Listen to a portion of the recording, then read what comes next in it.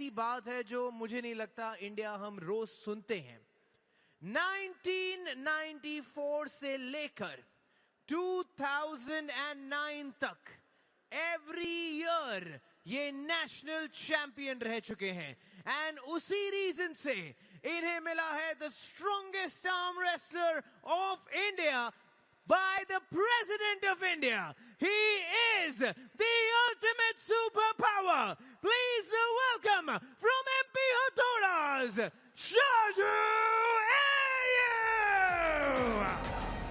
Commentary box में मेरे साथ योगेश चौधरी तो हैं ही। हम अक्सर उनका जिक्र चट्टान और पहाड़ों के साथ करते हैं, लेकिन अगर पुरुषों की बात करें तो शाजू जैसा पहाड़ पूरे के पूरे प्रो पंजा लीग में नहीं नजर आता है। बॉडी बिल्डिंग के लिए भी अगर ये आज उतरे, फिजिक के मामले में कई सारे खिताब ये हासिल कर लेंगे। और ये अंदाज देखिए, ये पोजिंग देखिए, फिजिक इनकी बिल्कुल अव्वल दर्जे की और तैयार है। Well, इनके अगेंस्ट आ रहे हैं फ्रॉम किराक हैदराबाद, वो जो इंडिया के बहुत सारे स्टेट्स में जाके चैंपियन ऑफ चैंपियन बने हैं। He is, as we speak, number 2 in the 100 kg weight category after our very beloved Dara Singh Honda. It's now time for the big match. Please welcome Amit Singh. किराक Hyderabad के अमित सिंह आ गए हैं, पूरी तरह से तैयार नजर आए हैं। और क्या सफर रहा है किराक हैदराबाद का। 165 पॉइंट पर, और कितने खुश होंगे सभी टीम मेंबर्स, ओनर्स, मैनेजर्स। और मेरा यहाँ पर एक सौभाग्य है क्योंकि मेरे साथ जुड़ रहे हैं खुद ही Trinath Reddy, CEO Net Sports, जिनका एक बहुत बड़ा योगदान रहा है किराक हैदराबाद के इस सफर में। आप कितना गर्व महसूस कर रहे हैं त्रिनाथ, आपकी टीम सबसे ऊपर? मैं बहुत खुशी हूँ क्योंकि हमने पिछले साल भी हमने एक पॉइंट से हम लोग हार गए थे फाइनल्स में। वो स्टार्टिंग से ही हमने ये करके देखा कि हमने स्टार्टिंग से ही पॉइंट्स लेके रखना और टेबल को टॉप करना है। और हमारे पास सभी कैटेगरी में एक दो बंदा जो अच्छे हैं, हम लोग सबको मौका देना चाहता, हमने दिया भी है। और जिसको भी मौका दिया सबने अपना प्रूव करके दिखाया।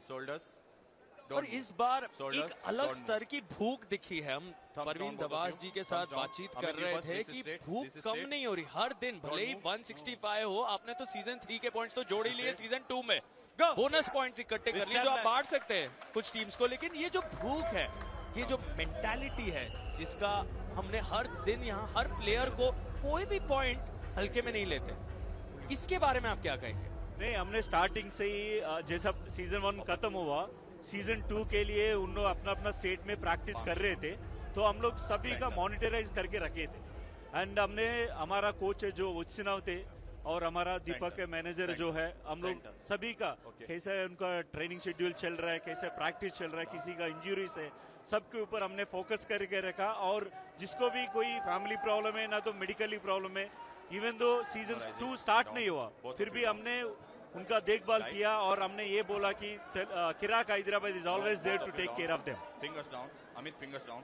और पूरी की पूरी टीम एक अलग स्तर के प्रदर्शन को दिखा रही है और हर दिन ये साबित कर रहे हैं कि अगर हम इतने करीब आए थे सीजन 1 में, तो इस बार तो बाजी मारेंगे। लेकिन बाजी मारने से उन्हें रोकने वाली एक सबसे बड़ी किरदार आप ही के बाजू में त्रिनाथ रेड्डी जी, योगेश चौधरी हैं। लेकिन आप योगेश चौधरी के जयपुर वीर्स को क्या संदेशा पहुंचाना चाहिए? देखिए, पिछले सीजन भी हम और जयपुर वीर्स दूसरा नाम पे हम लोग फाइनल्स खेले थे।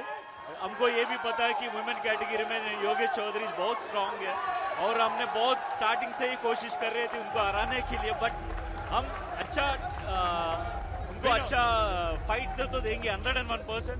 बाकी हम लोग ठीक है, वुमेन विंग में थोड़ा कमजोर है, हम मानते हैं, बट मेन विंग में हम लोग बहुत स्ट्रांग है। तो हम लोग शायद इस बार जयपुर वीर्स को हराएंगे और ट्रॉफी हम जीतेंगे। क्या बोलते हैं? बिल्कुल सर, आप अपनी कोशिश कीजिए, हम अपनी कोशिश करेंगे, तो देखते हैं ट्रॉफी कौन लेके जाता है। योगेश जी, आपका फाइट से हम लोग बहुत खुश रहते हैं। जब भी मैं किसी को बोलता हूँ यार, वुमेन कैटेगरी में हमने एक फीमेल एथलीट को देखा जो बुलेट के साथ एक्सरसाइज करती है, आप ही हो। और डेफिनेटली पिछले सीजन 3 के लिए तो ऑक्शन होंगे, ऑक्शन में हम लोग आपके लिए फाइट करेंगे। सर बहुत बहुत धन्यवाद मेरे को इतना ज्यादा वो देने के लिए। बुलेट के साथ एक्सरसाइज करते इस बात को मैं और विस्तार में बताता हूँ। योगेश मजाक में स्कूटर बाइक को, टू व्हीलर्स को ऐसे उठा लेती है डंबल समझ के। सार्थक जी, मेरे को ना कुछ डिफरेंट करने में ना बहुत अच्छा लगता है। मतलब मेरे को एक एडवेंचर चाहिए और जब मुझे कुछ अलग से करने को मिले ना तो ये लगा लो कि मेरी खुशी डबल हो जाती है। एक चैलेंज जब जिंदगी में मिलता है उस चैलेंज को एक्सेप्ट करके आगे बढ़ना। जैसे अभी मेरे साथ एक अभी चैलेंज मैंने फेस किया है, बट ओवरकम आप मेरा देखना कि मैं कैसे करूंगी। कॉन्फिडेंस हो तो योगेश चौधरी जैसा यहाँ पर, लेकिन त्रिनाद आप कह रहे हैं कि हम हरा देंगे जयपुर वीर्स को। आप कॉन्फिडेंट हैं, लेकिन क्या आपको लग रहा है फिर से आप ही दोनों के बीच फाइनल लड़ा जाएगा, या रोहतक राउडी जो अभी दूसरे पायदान पर हैं वो कुछ अलग कर दिखाएंगे, वो फाइनल तक पहुंच जाएंगे? नहीं, फाइनल तो डेफिनेटली जयपुर वीर के साथ खेलेंगे। और क्योंकि पिछला साल का जो मुकाबला हुआ था उसका हम लोग चैलेंज लेके हम लोग जीतेंगे। क्या बात है, हर टीम ने अपना ऐलान किया है। कुछ दिन पहले दारा सिंह कह रहे थे चैंपियनशिप तो हमारी है, किराक हैदराबाद को 150, 160, 170 जो पॉइंट जोड़ने जोड़ ले।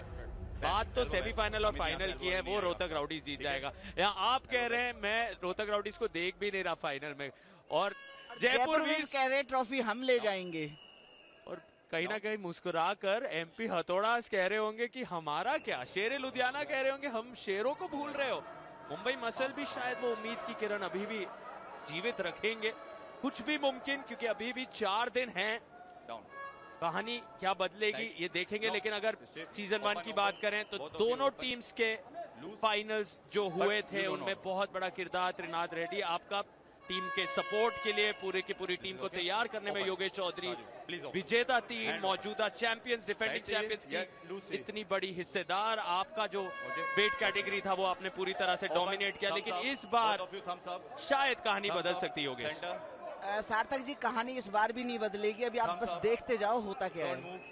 नहीं, मैं आपको सार्थक जी आपको ये बोला कि अगला सीजन जो ऑक्शन होने वाला है उसके लिए हम योगेश जी को लेंगे, क्योंकि जो हमारा फीमेल एथलीट्स है उनको ट्रेन करने के लिए भी और हमारा टीम को स्ट्रांग करने के लिए योगेश जी जैसा फीमेल एथलीट हमको चाहिए। और जो मोटिवेशन जो करती है योगेश जी, वो बहुत बड़ी चीज है। आपने जो मेरे को इतना ज्यादा जो रिस्पेक्ट दिया ना उसके लिए दिल से धन्यवाद करती हूँ।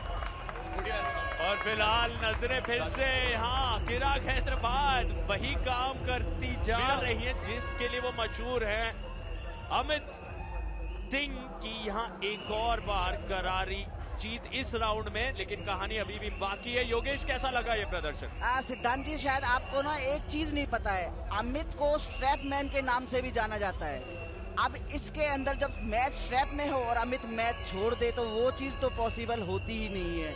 तो अमित के साथ स्ट्रैप में आना किसी भी खिलाड़ी के लिए मैं नहीं सोचती कि वो अक्लमंदी की बात होगी। तो अमित के साथ स्ट्रैप लेना मतलब अपनी जान जोखिम में डालना, और वो भी शाजू के सामने जो खुद इतने ताकतवर शक्तिशाली खिलाड़ी हैं। और यहाँ कुल मिलाकर 8 अंक अंडरकार्ड के मुकाबलों को जोड़कर 0 पर एमपी हथौड़ाज। और पिछले 2 दिनों में जहां शेरे लुधियाना भी उम्मीद में थी कि टॉप 4 में पहुंचेंगे, उनका प्रदर्शन थोड़ा सा हिला है।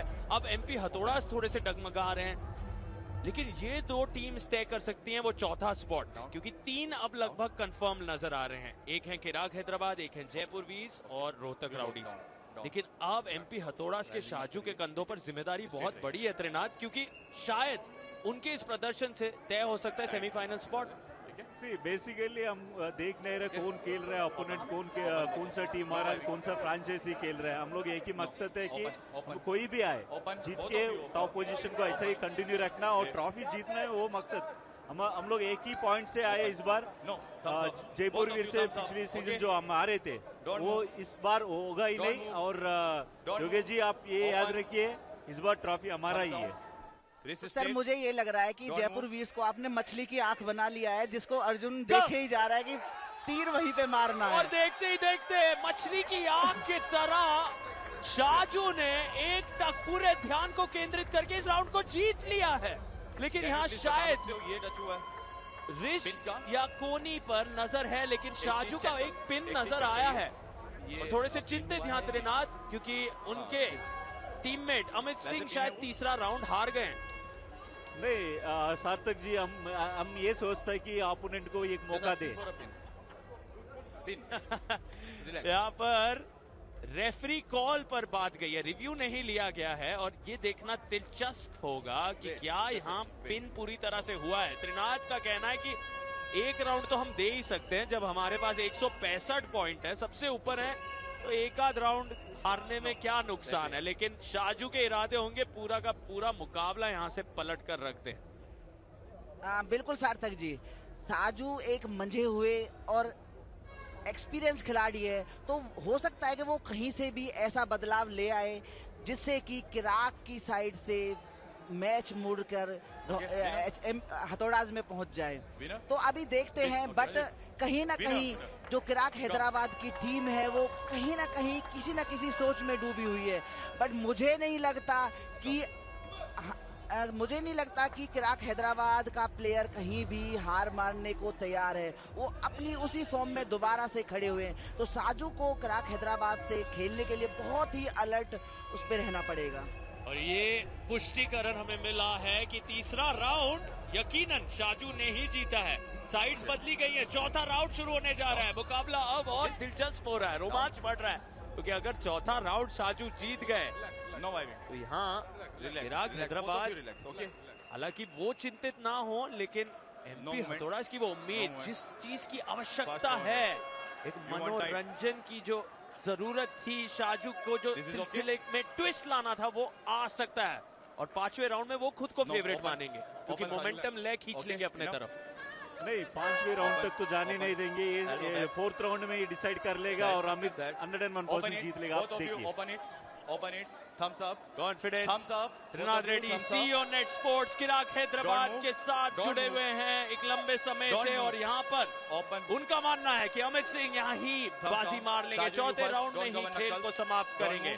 लेकिन इनका मानना है शाजू पांचवें राउंड में लेके जाएंगे, और वही लगभग हो रहा है। लेकिन अमित सिंह ने, सार्थक जी मैं बोल के रखा हूँ, फोर्थ राउंड हम जीतेंगे, जीत गए। बस अब आदत पड़ी हम लोग जीतने का।